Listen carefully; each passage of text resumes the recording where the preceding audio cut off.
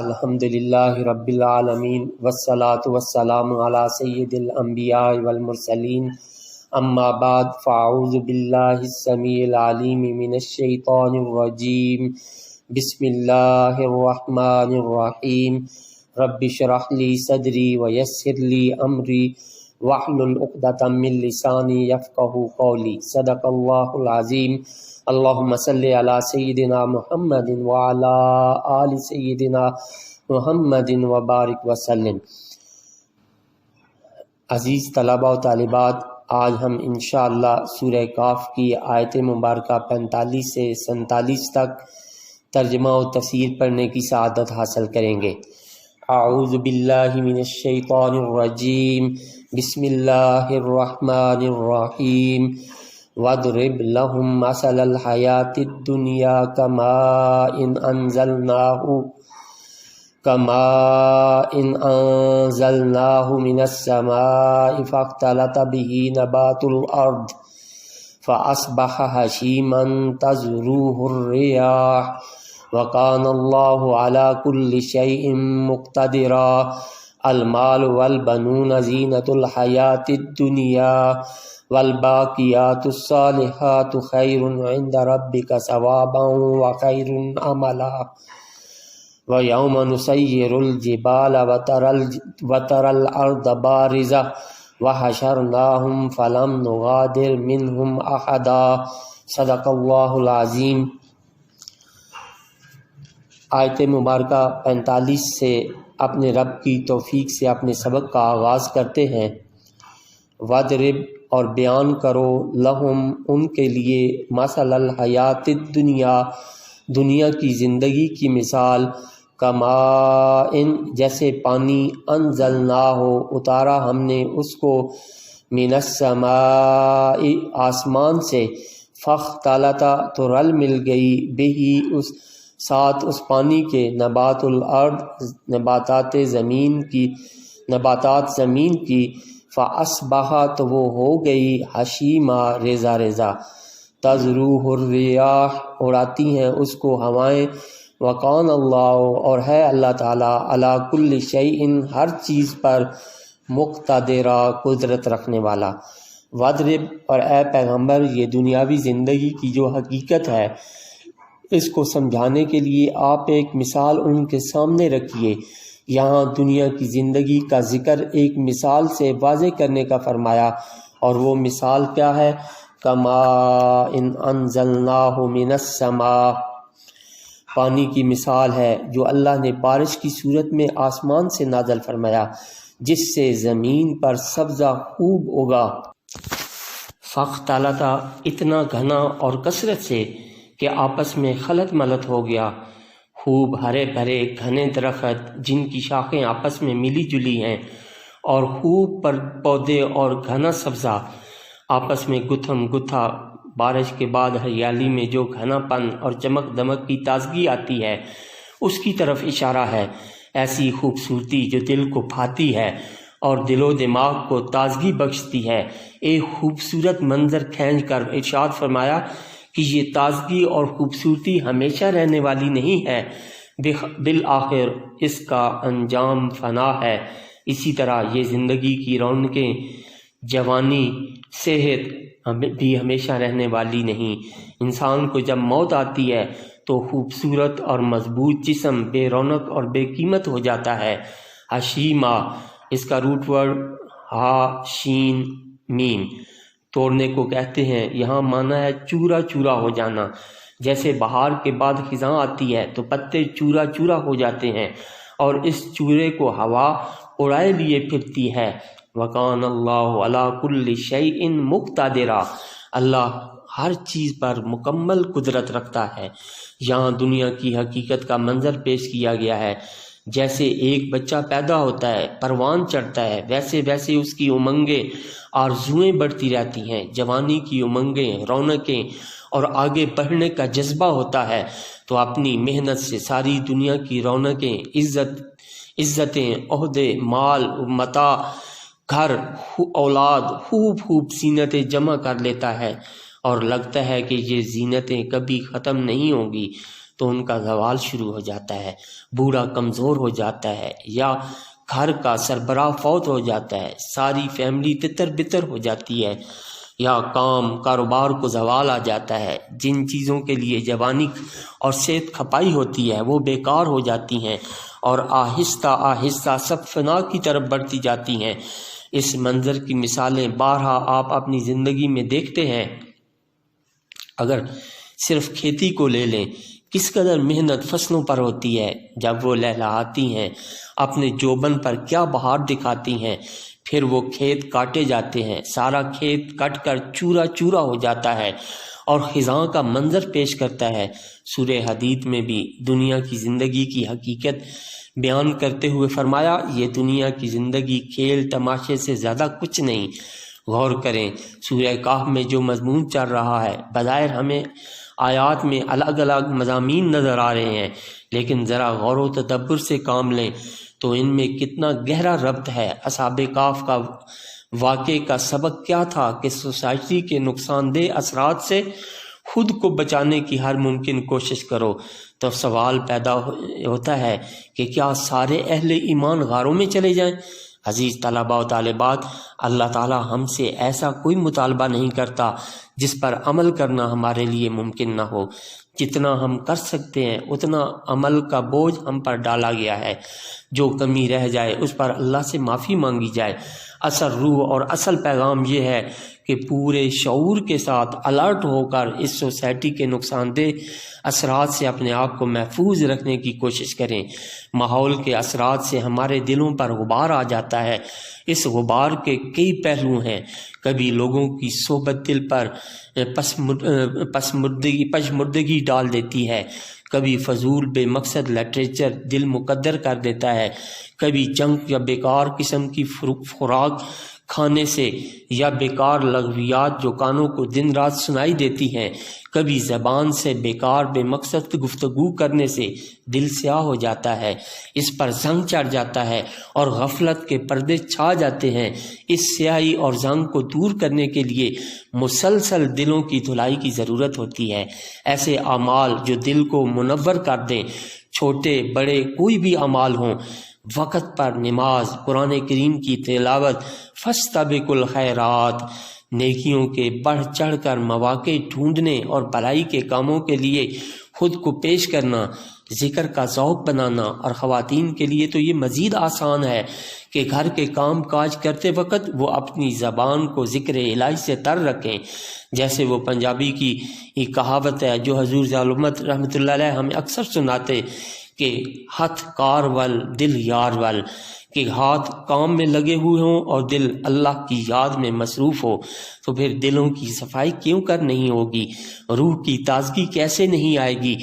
یہ ہم سب انفرادی کوششیں بھی کر سکتے ہیں، اور کچھ گروہ مل کر بھی ایسا ماحول تشکیل دینے کی کوشش کر سکتے ہیں۔ اور کہیں کہیں آپ نے یہ خبریں بھی سنی ہوں گی کہ کچھ لوگوں نے اپنا الگ ماحول کا سیٹ اپ اس طرح بنا لیا ہے کہ اپنی کمیونٹی کے درمیان مسجد، مدرسہ، لائبریری، خواتین کے لیے الگ بازار، مل جل کر دین کو تقویت دینے والے کام، اور اس ماحول میں بچوں کی تربیت پر خاص توجہ ہوتی ہے۔ لوگ اب بھی ایسی کوششیں کر رہے ہیں کہ وہ مل جل کر کچھ ایسا ماحول بنائیں۔ اللہ ان کی کوششوں میں برکت ڈالے۔ ہماری جتنی استطاعت ہے ہمیں بھی بھرپور کوششیں کرنی چاہیے۔ وَلَا تُطِعْ مَنْ أَغْفَلْنَا قَلْبَهُ عَنْ ذِكْرِنَا، اللہ کے ذکر سے دل غافل نہ ہو، اور ایسے غافل لوگوں سے بھی الگ ہو جانا۔ اور دل تو غمگین اس بات پر ہوتا ہے کہ ہماری غفلت کا یہ عالم ہے کہ جنازہ سامنے پڑ ہوتا ہے اور ہم موبائل پر کچھ اور دیکھ رہے ہوتے ہیں۔ آخرت اور موت پر جو ہر لمحہ ہر انسان کی طرف تیزی سے بڑھ رہی ہے، کسی کے مرنے کے لمحات میں بھی دل بیدار نہیں ہوتے۔ اسی کو ماحول کے اثر اور دل کی غفلت اور سیاہی سے تعبیر کیا گیا ہے۔ یہاں پہلے دو دوستوں کی مثال بیان فرمائی، پھر زندگی کی حقیقت کی مثال بیان فرمانے کا صاف مقصد یہ تھا کہ ایمان اور اعمال صالحہ کے ساتھ جتنی مرضی دولت کما لو، نئے نئے مقامات پا لو، تمہیں کچھ نقصان نہیں پہنچے گا۔ بہت کم ایسے لوگ ہوتے ہیں، لیکن ہوتے ضرور ہیں، کہ جن کو زیادہ مال بھی اللہ سے غافل نہیں کرتا، لیکن مال و دولت پا کر یہ خیال کرنا کہ مجھ میں ہی کچھ خوبی، بڑائی اور صلاحیت ہے جو مجھے یہ سب کچھ ملا ہے، یقیناً میں بہت نیک ہوں، یہ ہے دھوکہ اور دجل۔ خود اپنی ذات کو ایسے دھوکے اور خود پسندی سے بچانا ضروری ہے۔ اس لیے یہاں دو انسانوں کے کردار اور ان کے انجام کا ذکر فرمایا۔ اب ذرا اس کے دوسرے پہلو پر غور کریں کہ ہمیں اس طرف متوجہ کیا گیا ہے کہ فتنہ دجال کے دور میں چیزوں کی اہمیت تو بڑھ جائے گی، لیکن اعمال کی اہمیت ختم ہو جائے گی۔ انسانی تاریخ پر آپ کی نظر ہو تو آپ کو علم ہوگا کہ اتنے بڑے پیمانے پر قومیں اخلاقی، روحانی اور انسانی قدروں سے محروم نہیں ہوئیں جتنی کہ اس دور میں ہو گئی ہیں۔ پاکستان بنتے وقت تحریک آزادی کی قیادت ان لوگوں نے کی جو بڑی روحانی قدروں کے مالک تھے۔ قائد اعظم رحمۃ اللہ علیہ کے کردار کو اگرچہ مختلف سازشوں کے ذریعے سیکولر دکھانے کی بڑی ناکام کوششیں کی گئی ہیں، لیکن جاننے والے جانتے ہیں کہ وہ کس قدر مضبوط اخلاقی اور روحانی قدروں کے مالک تھے۔ پھر ان کے ساتھی، پھر ان کا ساتھ دینے والے بڑے بڑے علماء ملت، اس دور کے افراد اپنی قدروں کو، اپنے روایات کو باقی رکھنے کی کوششیں بھی کرتے تھے۔ ان کی مضبوط ایمانی قوت کی وجہ پاکستان دنیا کی واحد اسلامی ریاست کی صورت میں وجود میں آیا، لیکن جیسے ہی مغربی تہذیب کے شکنجے نے قوم کو اپنی گرفت میں لیا، مادہ پرستی، خود غرضی کا ایک سیلاب امڈ آیا۔ ایسی مثال پچھلے معاشروں میں نہیں ملتی۔ اب تو اس ملک میں بھی جو ایک روحانی اور ایمانی ماضی رکھتا تھا، اسلامی روحانی اقدار کی کوئی اہمیت نہیں رہی۔ قومی مفاد کا نام لے لے کر جھوٹ، دھوکے اور وعدہ خلافی کا بازار گرم ہے۔ اس لیے اللہ تعالیٰ سمجھا رہے ہیں کہ توجہ آخرت پر رکھو، یہ دنیا کی چمک دمک دھوکے کے سوا کچھ نہیں۔ یہ چند دن کی ہریالی ہے، پھر سب کچھ ختم ہو کر ایک چٹیل میدان بننے والا ہے۔ اس عارضی دنیا سے زیادہ امیدیں، توقعات وابستہ کرنے کی بجائے والباقیات الصالحات، علم، سخاوت، ذکر الہی، غریبوں کی مدد، خدمت گزاری، اپنوں پرایوں کی خیر خواہی، کینہ، حسد، نفرت، بغض، جھوٹ سے پاک دل اعمال پر زور دو۔ اعمال کی اہمیت ہے، آخرت کے تذکرے اور اعمال کی اہمیت دینی حلقوں میں بھی کم ہوتی جا رہی ہے، اور سیاسی معاشی نظام میں بھی دین کی تشریح میں مادیت کا غلبہ بڑھ رہا ہے۔ جیسے موسم کے اثرات ہوتے ہیں، ویسے تہذیب کے اثرات کے لپیٹ میں بھی سبھی طبقات آتے جا رہے ہیں، لیکن جن کو اللہ بچا لے۔ اس لیے نوجوان علماء دین سے خصوصی گزارش کروں گا کہ دعوت و اصلاح کے کام میں کسی فکر سے مغلوب ہوئے بغیر حفاظت دین کا کام کریں۔ جن علماء نے قدیم پختہ طریقے سے دینی علم کا حصول کر رکھا ہے، وہ اگر اس علم کی بنیاد پر دور جدید کے فتنوں کو بھی سمجھ لیں تو امت کے بہترین رہنما بن سکتے ہیں، اور جن کی قدیم دینی طرز تعلیم پر تربیت نہیں ہوئی لیکن وہ دین کا کام کر رہے ہیں، ان کی بھی محبت خلوص سے اصلاح کر کے امت کا بہترین سرمایہ بنا سکتے ہیں۔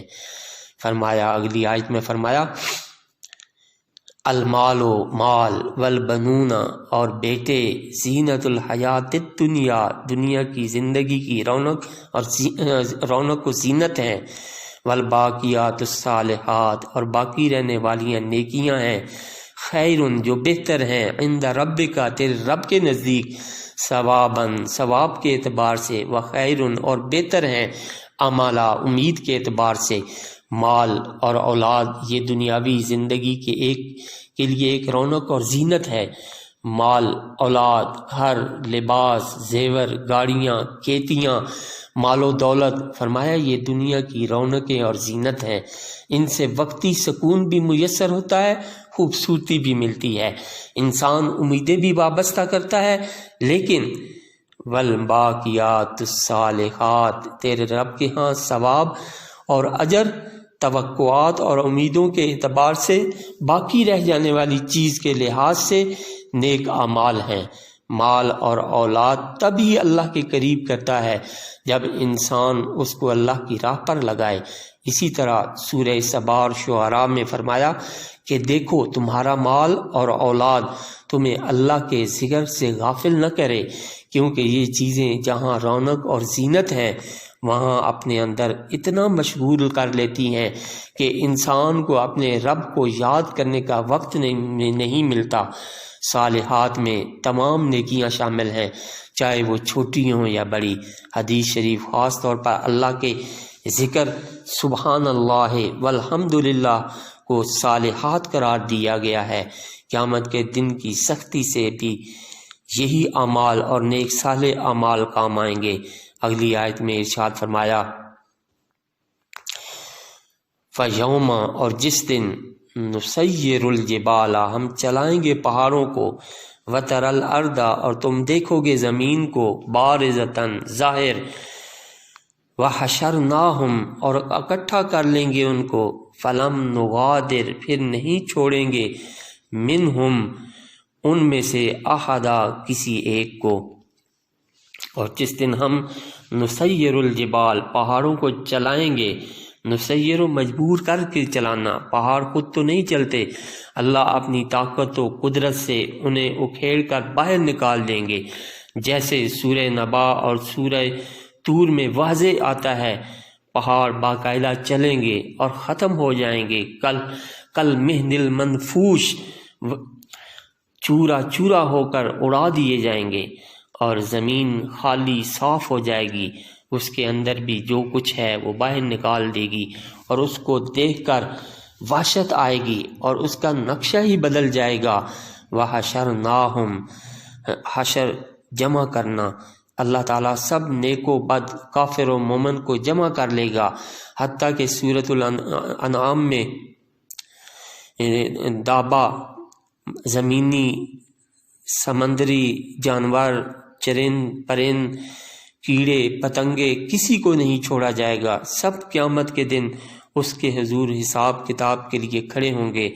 ایک حدیث شریف میں آتا ہے کہ اگر ایک سینگ والی بکری نے بے سینگ والی بکری کو ٹکر ماری ہوگی تو اس کا بھی بدلہ لے کر پھر انہیں خاک کر دیا جائے گا۔ اس لیے اللہ تعالیٰ ہماری توجہ عبرت اور سبق کی طرف دلوا رہے ہیں، جو دنیاوی زندگی کے حقائق ہمیں وہ سمجھا رہے ہیں۔ اللہ تعالیٰ قرآن مجید کو سمجھنے اور اس پر عمل کرنے کی توفیق عطا فرمائے۔ وآخر دعوانا ان الحمد للہ رب العالمین۔ اس لیے اللہ تعالیٰ ہماری توجہ عبرت اور سبق کی طرف دلوا رہے ہیں، جو دنیاوی زندگی کے حقائق ہمیں دے رہے ہیں۔ اللہ تعالیٰ قرآن مجید کو سمجھنے اور اس پر عمل کرنے کی توفیق عطا فرمائے۔ وآخر دعوانا ان الحمد للہ رب العالمین۔